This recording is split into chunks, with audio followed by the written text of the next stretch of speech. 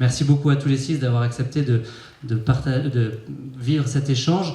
J'avais envie de l'ouvrir avec une première question qui est pourquoi on se pose cette question ? Pourquoi aujourd'hui se poser la question de quel visage on souhaite pour l'Église demain ?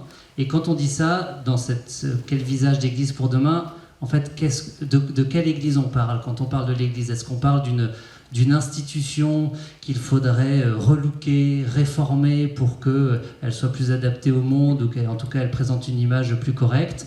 Est-ce qu'on parle d'une Église qui est une réalité spirituelle et qui nous dépasse et qu'il faut accepter de ne pas complètement appréhender ? Voilà, à la fois pourquoi se poser cette question et en lien avec quelle définition vous donnez à l'Église ? Peut-être, comme personne ne va vouloir prendre la parole en premier, je vais vous la donner, Pasteur Anne-Laure Danet. Comme ça, tout de suite, ça va élargir aussi notre regard en se mettant à l'écoute aussi de ce qui se vit dans les autres confessions chrétiennes, les autres églises chrétiennes. Alors, merci. Et puis, bonsoir à tous.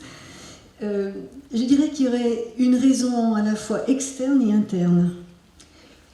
Pour moi, la raison externe, c'est la déchristianisation de la France et de l'Europe.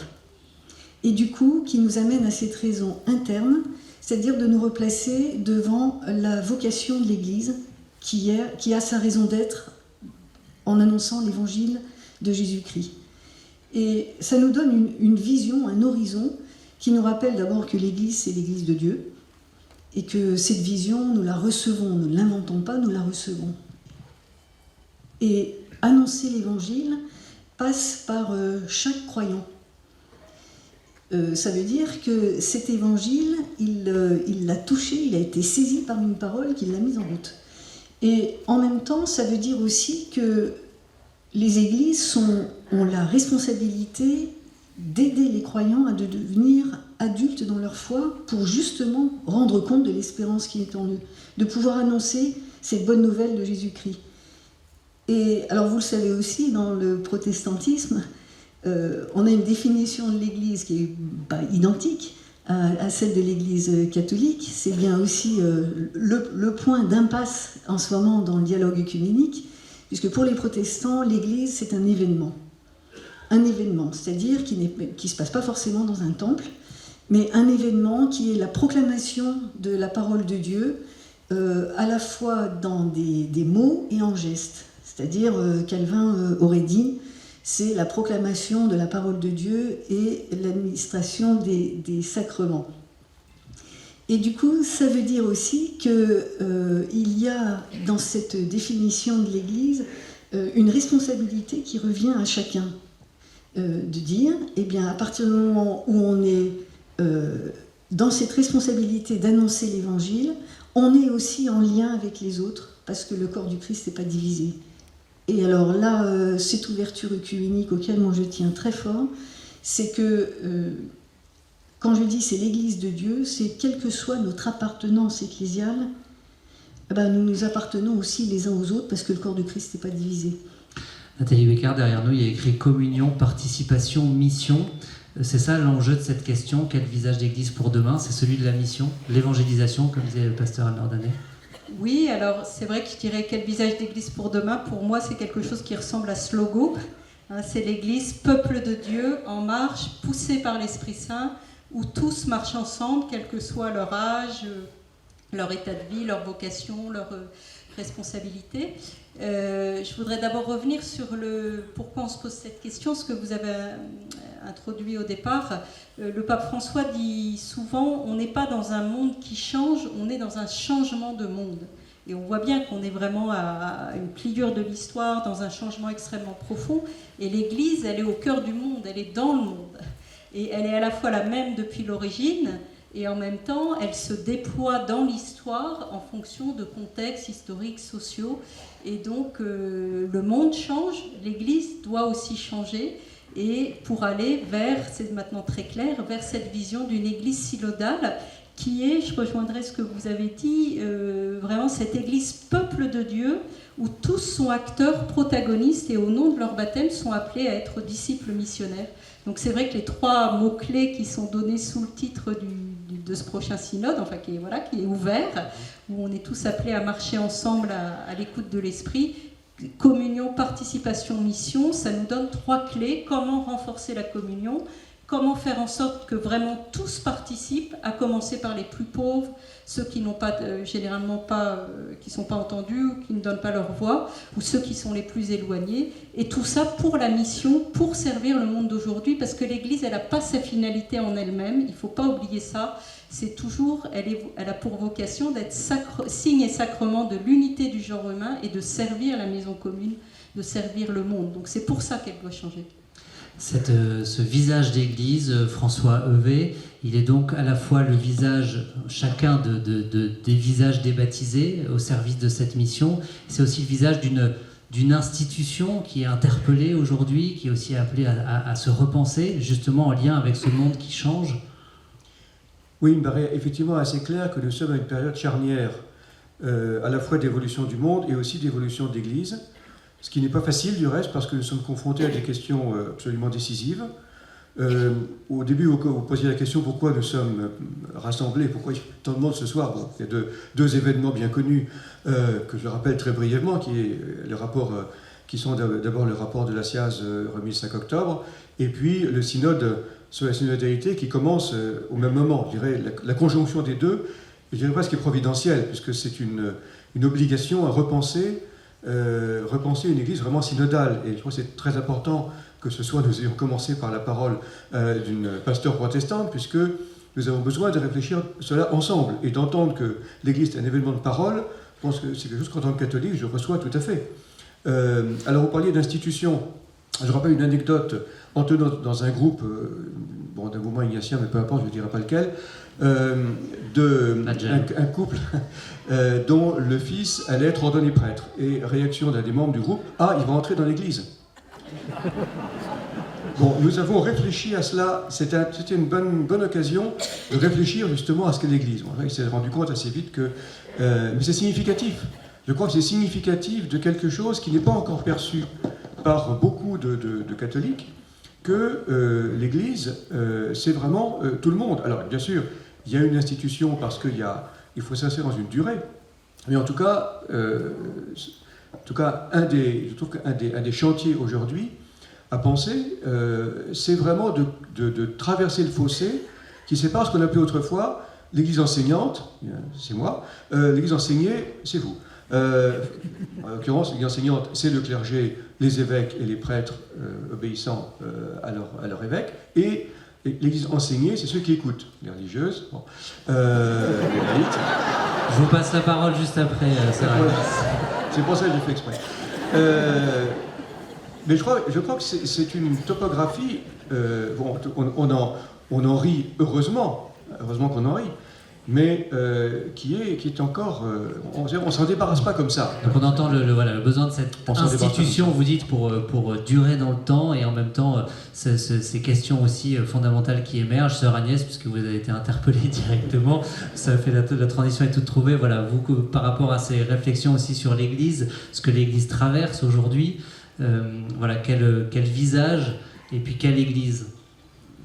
Alors peut-être une première chose que j'aimerais dire, c'est un peu l'expérience de cet après-midi. Une église qui oserait rêver, on va avoir un rassemblement à Marseille, super ensoleillé, et puis on ose se mettre en route, obéir à des consignes qu'on trouve bien faites, et puis finalement se retrouver les pieds dans l'eau, pas forcément aux endroits où on a décidé, pas tout à fait faire le programme qu'on avait dit, mais finalement se rencontrer profondément, se découvrir alors que l'heure d'avant on ne se connaissait pas, et finir dans un bistrot en priant. Voilà. Pour moi, c'est une image d'une église qui sait se mettre à l'écoute, qui sait marcher et mettre les pieds dans le mouillé, quoi. Et puis aussi une église qui prie et qui discerne dans l'esprit. Et pourquoi on se pose cette question? Alors, bon, je suis là au nom des religieuses ignatiennes et on s'est rencontrés dernièrement. On se rappelait quand même combien on souffre de cette image de l'Église qui est polarisée, les clercs et les laïcs. Voilà, les clercs et les laïcs. Et cette image, on la trouve partout. Et c'est l'image qu'on ne veut plus et qu'on sent un peu, on est un peu les inclassables, on le sait bien, dans le Concile Vatican II, on ne savait pas très bien où nous mettre dans le peuple de Dieu, et on a navigué dans différents livres jusqu'à atterrir un peu à part finalement, mais on nous cléricalise très vite. Je pense par exemple aux communautés religieuses de frères qui se voient appeler pères en permanence, c'est-à-dire prêtres, alors qu'ils sont frères et qui n'ont pas été ordonnés. Donc il y a là, dans l'Église, quelque chose qui est à changer complètement. Et m'est revenue cette image du polyèdre que le pape utilise tellement souvent. Pourquoi cette image du polyèdre est intéressante? Parce qu'on sort de la polarisation et on accepte qu'il y ait de multiples facettes qui n'ont pas toutes la même surface et qui s'articulent les unes aux autres avec un seul centre qui est le Christ. Et les polyèdres, ça peut être des formes magnifiques, mais elles renvoient forcément à l'intérieur, à un centre qui est le Christ. Un mouvement comme le MCC, Christian Créti, ce que vous vivez dans ce mouvement est justement peut-être une expérience de polyèdre, justement, où ces différents états de vie s'expriment, partagent, prient, marchent ensemble. Et est-ce que, en lien aussi avec ce que vous disiez, sœur Agnès, est-ce que finalement, il faut se dire aujourd'hui, en fait, avec tout ce qu'on vit, peut-être que ça va nous pousser à appliquer finalement ce que l'Église a déjà pensé et écrit depuis Vatican II? Alors, je voudrais rebondir justement sur ce que vient de nous dire sœur Agnès. C'est vrai qu'on a un seul centre, le Christ. Et quand on pose la question aujourd'hui de quel visage de l'Église, pour l'Église, c'est aujourd'hui se dire finalement, on a distingué l'institution de tous les mouvements d'Église, puisque je représente donc un des mouvements d'Église. On est dans l'agir au quotidien, on est présent dans tous les lieux où se transforme la société. On est très au fait on accompagne, et on y réfléchit, parce que finalement, ce synode sur la synodalité nous amène tous les mouvements à se repenser en matière de synodalité, en matière aussi de se questionner en quoi sommes-nous aujourd'hui encore apôtres et sommes-nous demain apôtres dans la société dans laquelle nous sommes.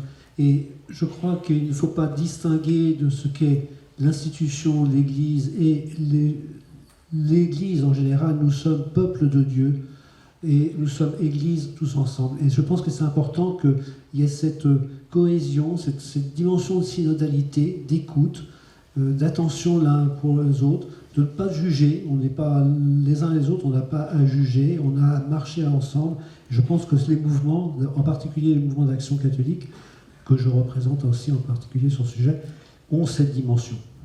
Benoît Léger, votre regard aussi, avec peut-être aussi ce regard transversal que vous travaillez à la revue Projet. Alors, il y avait déjà effectivement, pour peut-être en écho à ce que disait sœur Agnès tout à l'heure, c'est vrai, enfin, il y a deux petites anecdotes comme ça qui me reviennent. D'abord, il y a eu l'entretien qui m'a fait rentrer à la revue Projet, donc c'était il y a 1 an, et j'ai rejoint l'équipe en janvier. C'était autour vous savez, bon, pour faire un peu la promotion de la revue, est-ce qu'il vaut mieux qu'on se dise, alors on m'a posé la question, ce qui était un peu scotchant, on va dire, puisqu'on m'a dit, est-ce qu'il vaut mieux qu'on se définisse d'après vous comme jésuite ou comme chrétien, voire comme catholique? Bon. Alors voilà, non mais ça, oui, voilà. Enfin, en tout cas, il y avait cette équation un petit peu compliquée qui m'a été posée d'emblée. Bon, je pense qu'évidemment, j'ai répondu poliment que c'était un ensemble, mais c'est un ensemble, c'est aussi une articulation quand même, justement. Et c'est ce qu'on essaye de faire la revue Projet. La deuxième petite anecdote, c'était effectivement par rapport à ce qu'évoquait tout à l'heure François Levet et sœur Agnès aussi, autour des phénomènes de polarisation, de division.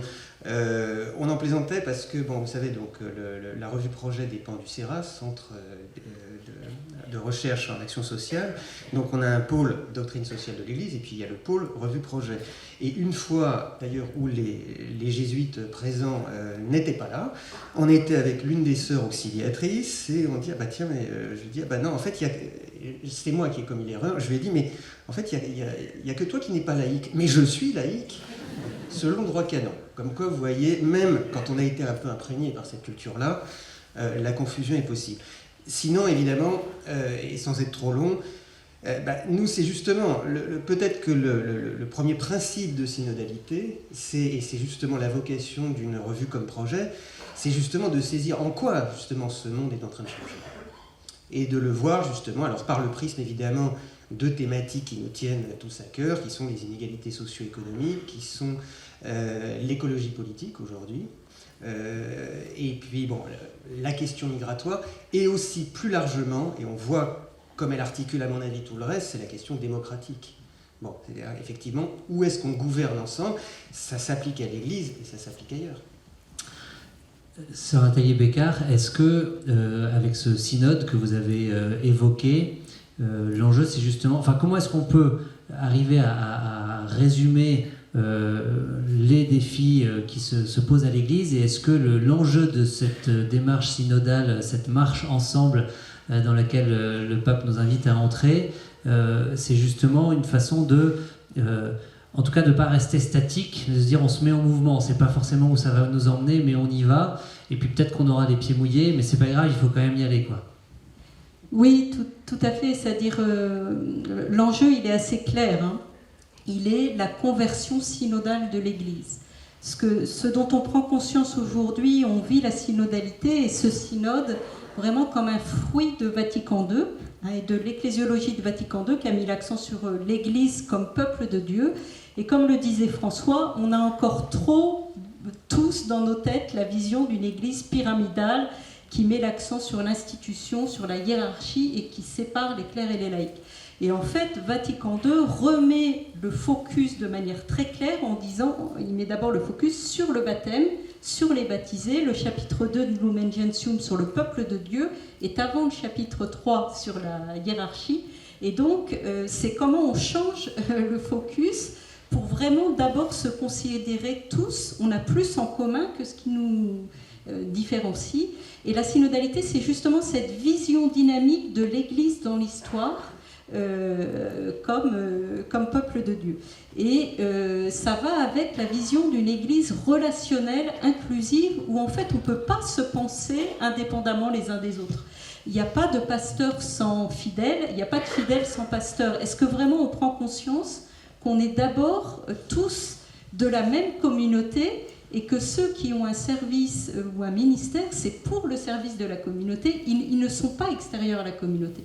Donc en fait, ce synode, il a vraiment pour but de nous aider à aller vers cette vision-là, mais pas simplement de manière idéale et conceptuelle, c'est comment on la met en pratique. Et en fait, ça, c'est pas si simple, et ça suppose une conversion synodale.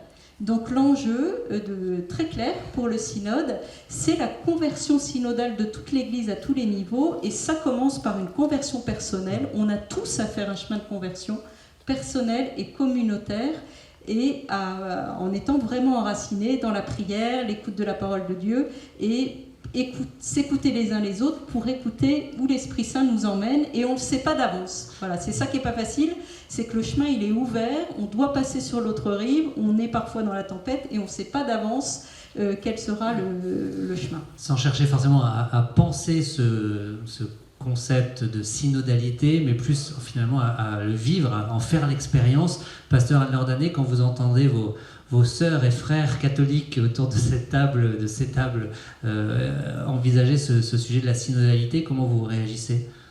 Alors je m'en réjouis beaucoup, parce que ça veut dire aussi que d'abord on est en lien les uns avec les autres, ce que je disais tout à l'heure. On ne peut pas penser les églises maintenant de façon sectionnée, on est ensemble. Et ça c'est très important.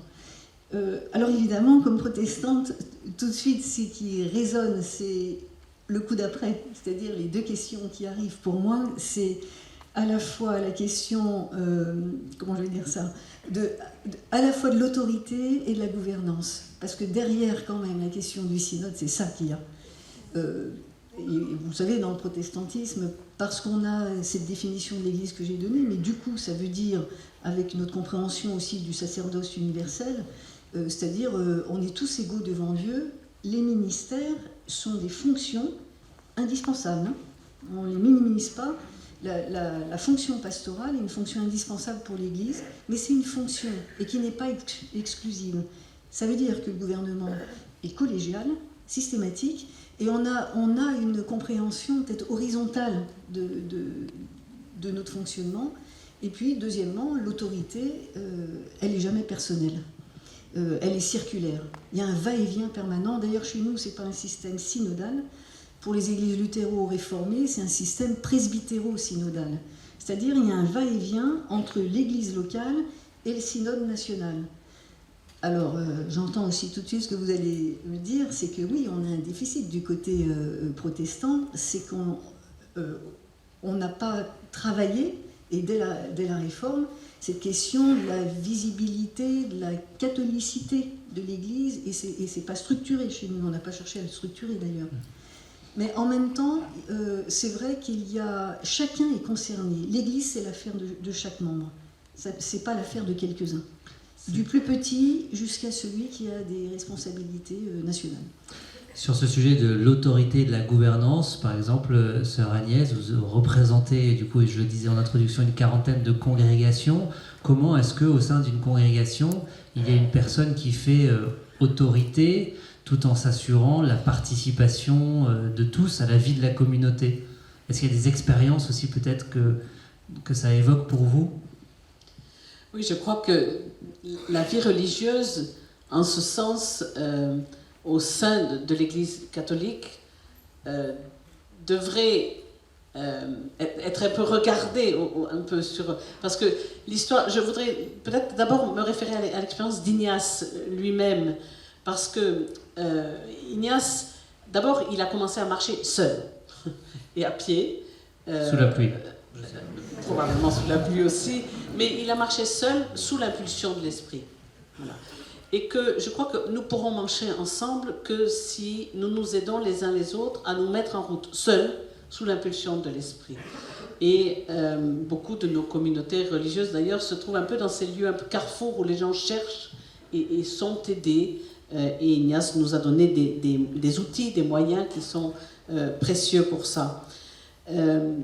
Ensuite, nous découvrons communauté ensemble autour d'un même appel. Nous sommes d'abord, et j'aime beaucoup cette image de l'horizontalité, c'est-à-dire que tout est d'abord, et ce n'est pas un hasard que nous appelions sœurs, hein, tout est d'abord quelque chose d'horizontal qui nous met ensemble autour d'un projet commun, autour d'un appel commun. Et parmi elles, pour parler des femmes, mais ce serait pareil dans d'autres congrégations masculines, mais quelques-unes sont élues pour faire la communion et assurer, on va dire, le gouvernement ordinaire. Mais aussi gouvernement ordinaire qui est pensé comme une fonction. Et je prends un exemple de cette fameuse expression supérieure. Ça nous pèse d'être appelé supérieur. Alors supérieur général, imaginez encore plus. Mais au fond, moi, j'ai ce souvenir d'un jésuite qui disait, il faut bien comprendre que c'est pas supérieur à quelqu'un, mais supérieur de quelqu'un. C'est-à-dire qu'il y a une géographie de cette fonction. Qu'est-ce qu'il est demandé à une supérieure? C'est d'être au-dessus, pas d'être elle-même supérieure, mais d'être au-dessus pour regarder l'ensemble et pour pouvoir faire la communion. Mais ce rôle ne peut pas être exercé sans deux choses fondamentales dans la vie religieuse. Pour l'exercice du gouvernement ordinaire, ce sont les visites, c'est-à-dire se mettre en situation d'écoute, de compagnonnage et d'écoute. Et le deuxième point, et ce qui fait autorité sur toutes les supérieures et sur l'ensemble de la congrégation, c'est le chapitre. Et le chapitre, c'est le moment collégial où les décisions se prennent. Ensuite, il y a à obéir à ces décisions. Comment vous accueillez ce que partage sœur Agnès François Heuvet quand on parle dans l'Église de l'autorité du magistère, de la primauté de Pierre? Comment on articule cette hiérarchie, en tout cas en apparence, et puis l'enjeu de communion, de participation de tous les baptisés à la mission? C'est un peu une question de cours.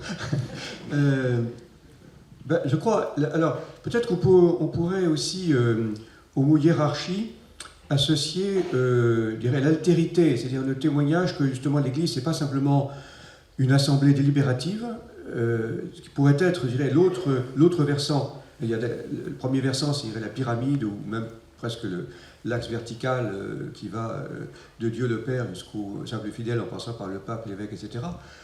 Une description c'est purement horizontale, mais sans cette transcendance, comment se manifeste cette altérité qui rassemble finalement l'Église. Ça peut être un élément qui peut permettre de comprendre la dimension d'hierarchie. Mais en tout cas, ce qui est évidemment décisif, c'est le service. On ne va peut-être pas encore employer ce mot. Le ministre, étymologiquement, c'est le serviteur. Comment concevoir, finalement, on a besoin de serviteurs de communauté. Et c'est le pape à l'image de la pyramide inversée. Il ne dit pas la pyramide, mais comment dire, celui qui est justement le témoin est le plus bas en quelque sorte. Bon, difficile de se représenter ça de manière purement spatiale, mais en tout cas il y a ce mouvement de service qui est absolument décisif. Et en tout cas, bon, qui peut se pratiquer. Je crois qu'il y a des communautés, je crois que c'est important pour penser l'Église de demain, de commencer par regarder les lieux où, de fait, quelque chose est en train de se passer. Hein. C'est pas tellement... on peut cogiter dans des laboratoires, de manière purement théorique, une image de l'Église, mais commençons par regarder ce qui se passe dans les communautés où, je dirais, l'Esprit nous a précédés. Hein, parfois, on aimerait bien inspirer l'Esprit, hein, lui donner des petits coups de pouce, mais je crois que c'est important, enfin, c'est prioritaire, c'est essentiel de voir là où l'Esprit déjà inspire les communautés et déjà là où le service, effectivement, est rendu. Christian Chrétien, vous avez justement peut-être un exemple de lieu, d'église où vous avez eu le sentiment, en travaillant, en accompagnant tel ou tel mouvement, tel ou tel groupe, que l'esprit travaillait et indiquait une route à suivre? Ce que je voudrais rappeler déjà, qu'est-ce qui finalement nous a mis en chemin de ce travail sur la synodalité, nous les mouvements? Et c'est finalement la lettre au peuple de Dieu, de notre pape, qui nous a mis en mouvement. C'est vrai, c'était la première révélation des éléments, des premiers éléments en 2018 sur les abus sexuels, qui a amené les mouvements à se réinterroger sur leur mission, sur ce qu'ils devaient faire, sur finalement leur engagement. Et aujourd'hui, nous sommes au cœur, et ça pour rebondir sur ce que présentait François Levé, nous sommes dans les mouvements au cœur finalement des transformations, des souffrances. On constate dans nos vies professionnelles de grandes souffrances dans l'exercice parce qu'il y a l'accélération du monde, il y a des technologies, il y a aussi la question des femmes, elle est aussi très présente dans les entreprises.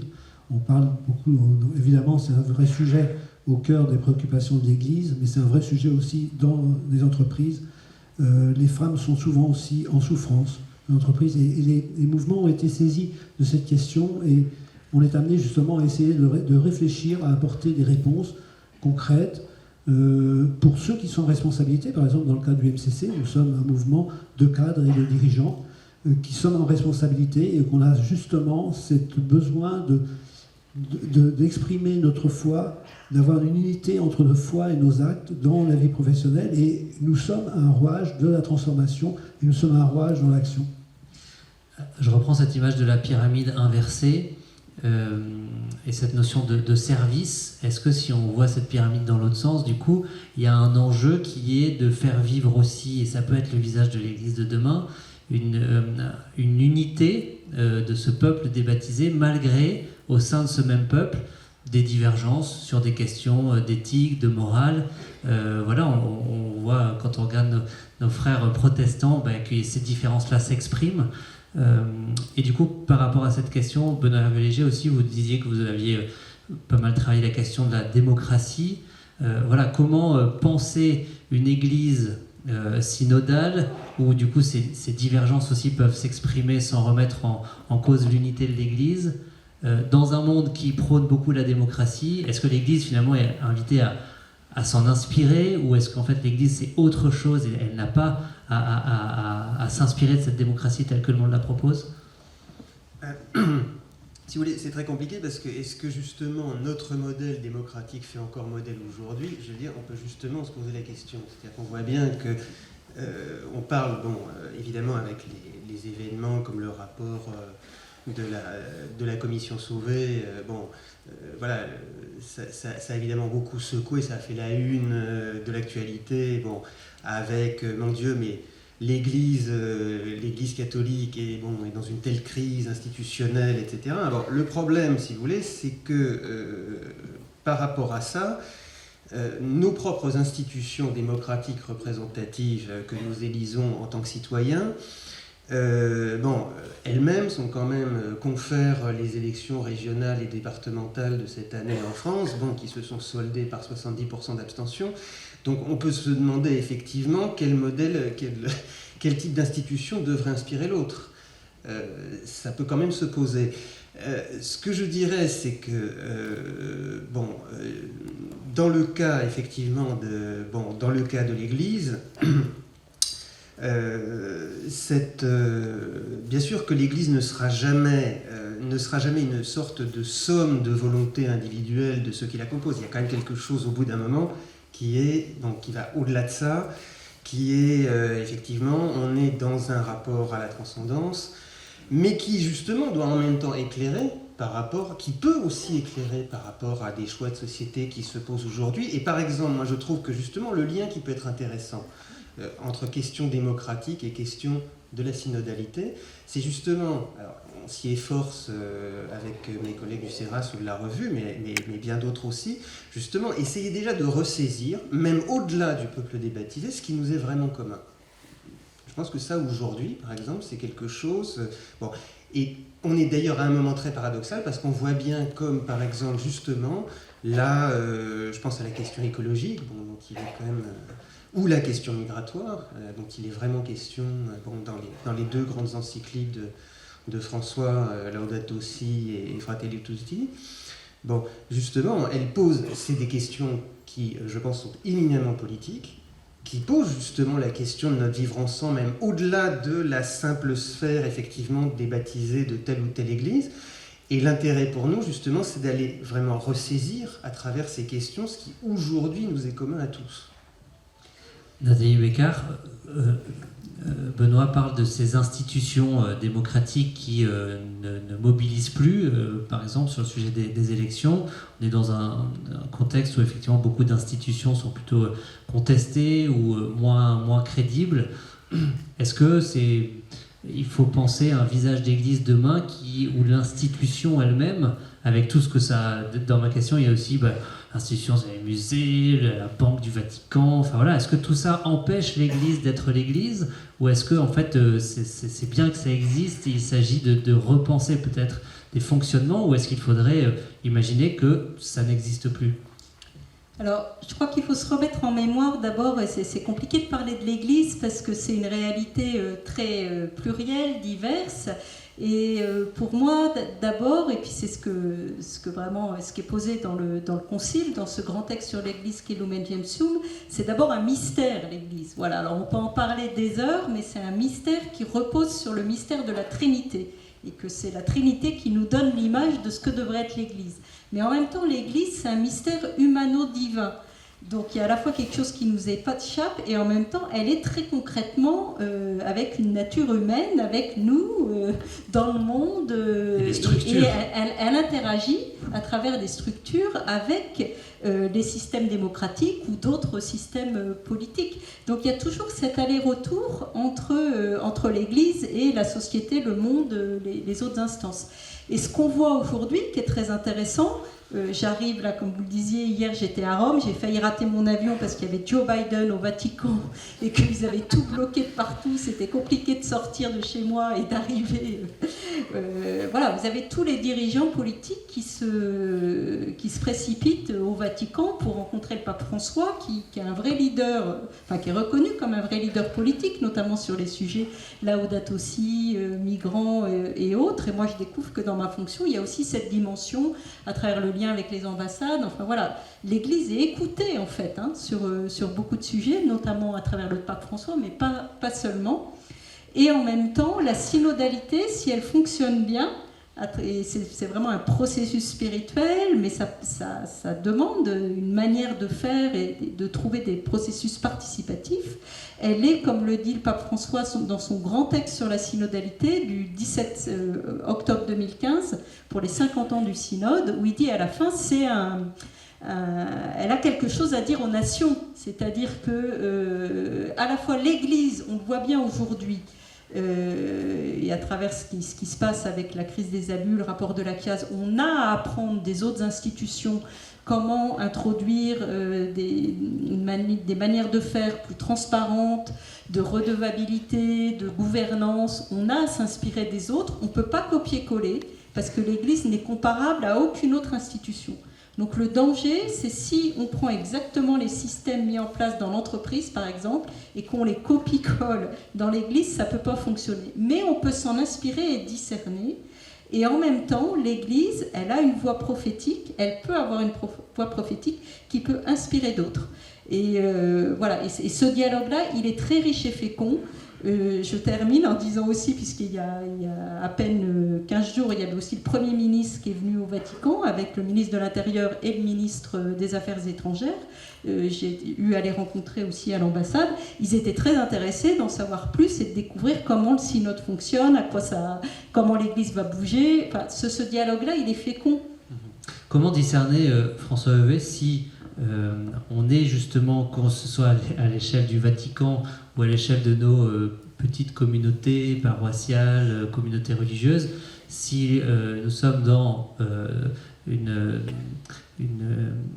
un processus spirituel, je reprends votre expression, de discernement et on avance ensemble, ou donc je dirais avec la dimension plus spirituelle, ou dans le duplicata de systèmes, de façons de faire qui sont dans le monde et dont on se dit, tiens, ce serait bien que finalement nos communautés, nos paroisses dupliquent ça.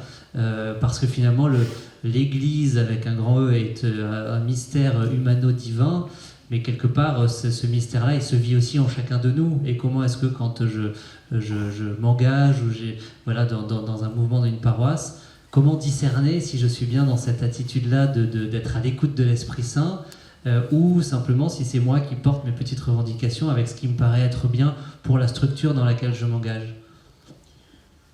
Oui, il n'y a pas vraiment, je dirais, de mode d'emploi absolument imparable du discernement. Enfin, c'est effectivement une affaire de discernement. Qu'est-ce qui atteste de la présence de l'Esprit? Je dirais, d'abord, c'est peut-être ce qui échappe à nos calculs, à nos stratégies. On risque d'être vite, je pense en particulier dans les démarches missionnaires, d'être assez facilement dans la stratégie, de penser des plans de mission, etc. Quand on regarde attentivement ce que Jésus fait dans l'Évangile, on n'a pas le sentiment qu'il obéit à une stratégie prédéterminée, enfin, me semble-t-il, mais je suis prêt à entendre le contraire si on me le démontre. Et c'est ça qui, je crois, est un signe. Hein. Comment Jésus procède-t-il dans l'Évangile? Les rencontres qu'il fait, les surprises qu'il a, je crois que la dimension de surprise est importante. On n'est pas forcément préparé à admettre que Dieu peut être surpris. On a encore cette image d'un Dieu qui est une sorte de calculateur cosmique, qui a tout prévu à l'avance. Or, il nous arrive, dans des titres individuels, dans des groupes, dans des paroisses, des communautés, d'expérimenter à certains moments cet inattendu.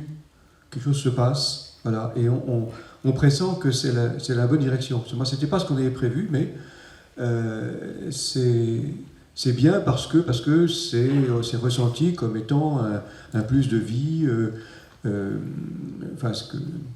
Ignace avait une consolation. Une consolation, c'est pas forcément facile à définir, mais précisément, c'est quelque chose qui est un surcroît de charité. Enfin, il y a quelques éléments qui permettent de caractériser ça. Et voilà, ce sont des signes qui indiquent que l'esprit est présent. Mais je crois que la dimension de surprise est importante. Est-ce que cette surprise, on peut faire aussi l'expérience dans nos réalités, dans nos communautés, dans nos engagements, qu'elle vient parfois, et vous l'évoquiez tout à l'heure, Nathalie Bécard, de la petite voix que personne n'a trop envie d'écouter ou qui nous paraît un peu décalée. Est-ce que le visage de l'Église de demain, c'est pas aussi celui d'une Église qui se mobilise pour écouter cette petite voix, écouter le plus petit, pas le plus grand nombre, mais la voix du plus petit. Sœur Agnès, comment est-ce que ça se vit dans une communauté ? Oh, je pense que dans une communauté, c'est comme chez tout le monde, c'est-à-dire on ne le vit pas mieux que tout le monde parce que c'est justement ce qui est le plus difficile d'écouter le plus petit. Ça suppose une écoute qui est complètement détachée de sa propre manière de voir, de penser et une oreille qui sait, et j'aime beaucoup cette expression, on disait cette oreille de disciple. Au fond, l'oreille du disciple, c'est celle qui suit le Christ et se laisse donc déplacer d'abord par lui vers les plus petits et qui donc s'en approche et les écoute. Alors comment ça se met en œuvre ?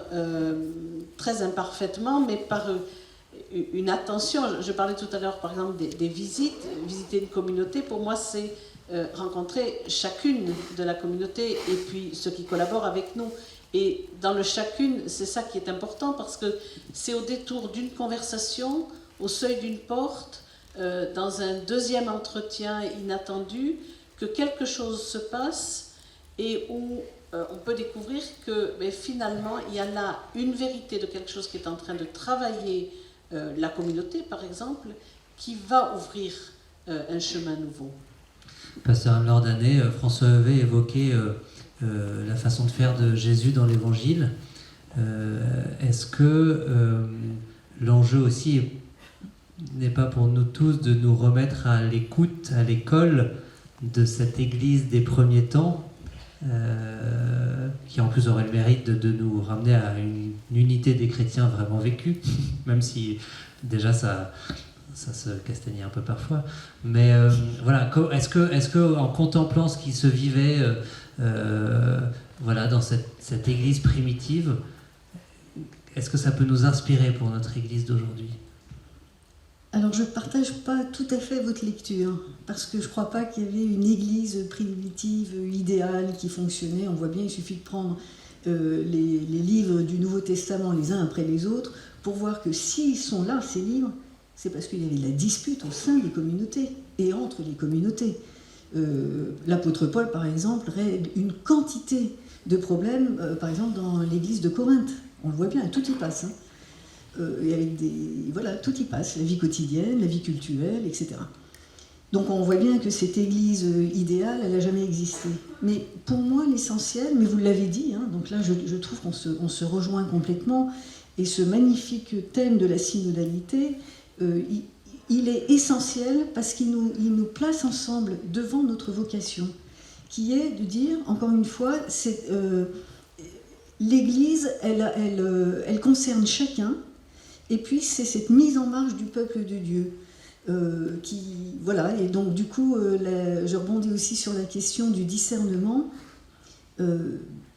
Pour moi, j'ai envie de le dire comme ça, on est tous dans cette recherche de fidélité et de vérité, tous. Comment est-ce qu'on sait qu'on est inspiré par l'Esprit ? Eh bien, je crois que c'est à ce que ça produit. À ce que ça produit.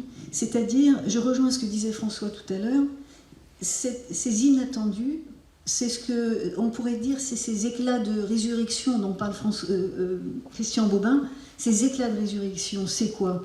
C'est du possible dans nos impossibles. C'est des portes qui s'ouvrent dans nos impasses. C'est de mettre de l'espérance dans nos désespérances, etc. etc.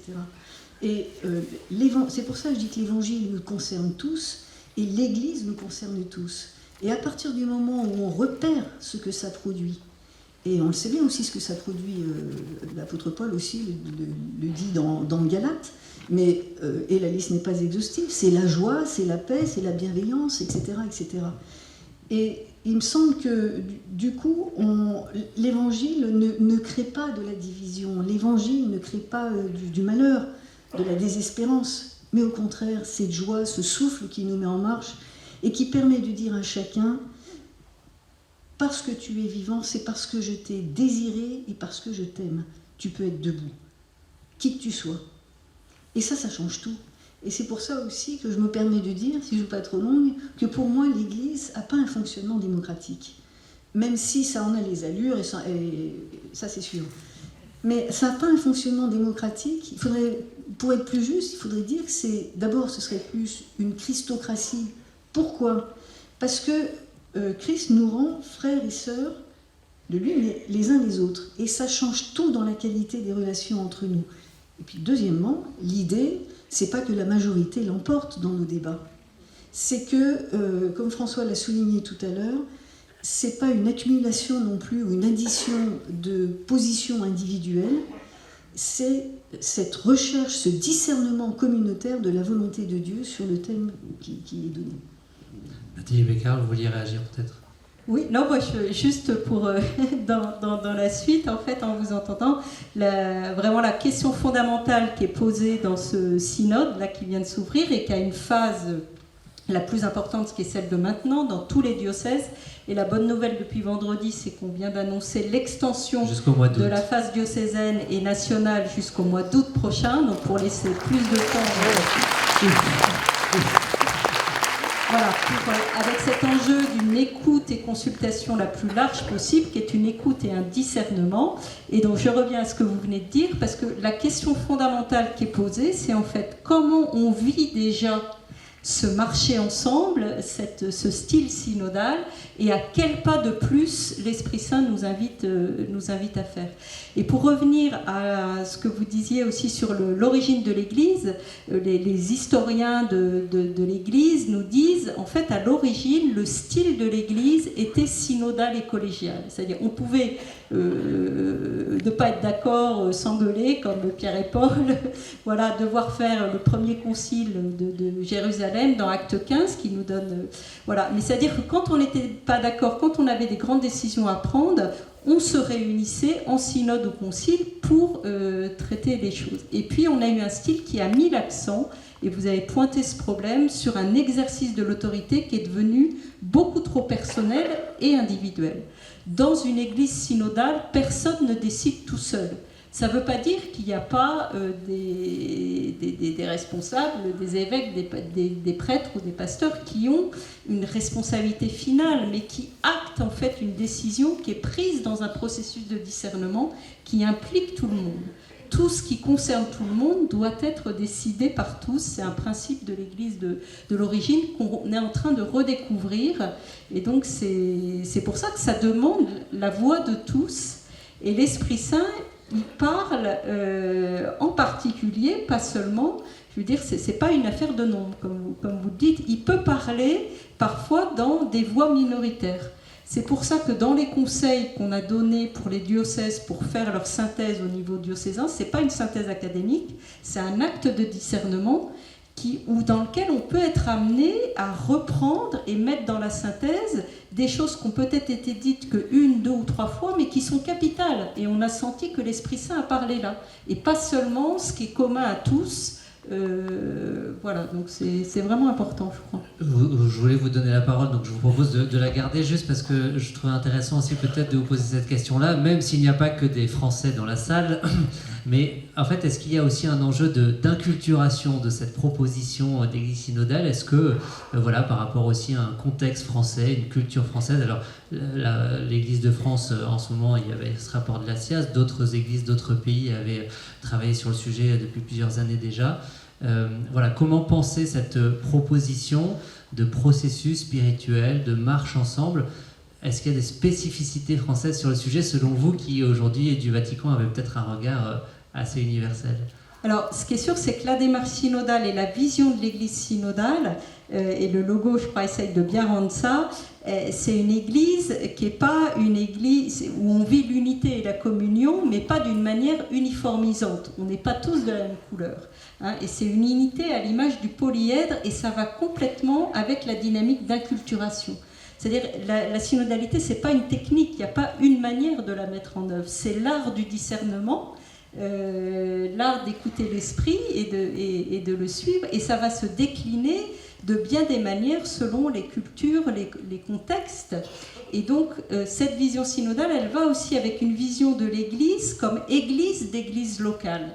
Et on voit bien que selon les contextes, les pays, en France, pour revenir à la question, peut-être qu'on n'en a pas toujours conscience, mais en fait je pense qu'on est je sais qu'on est le pays qui a vécu le plus de synodes diocésains depuis le concile. Donc en fait on a un terreau synodal qui est quand même très fort en France. Il y a des pays qui n'ont jamais vécu un synode diocésain, ou qui n'ont pas du tout cette expérience. Alors ça ne veut pas dire qu'on est parfait dans la synodalité, mais on ne part pas de rien. On a déjà un beau terreau synodal. Dans des pays, pour revenir à la question politique, qui ont vécu sous dictature depuis des années et des années une église minoritaire,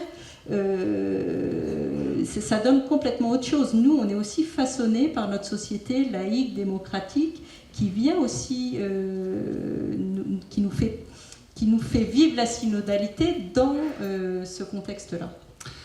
Merci beaucoup, on arrive à la fin de notre échange. Un grand merci pour les pistes que ça ouvre, même si effectivement on aurait pu passer une table ronde entière sur chacune des questions. Merci beaucoup à tous les 6, et puis on peut bien sûr réécouter cette table ronde, la regarder sur ktotv.com, rcf.fr. À bientôt.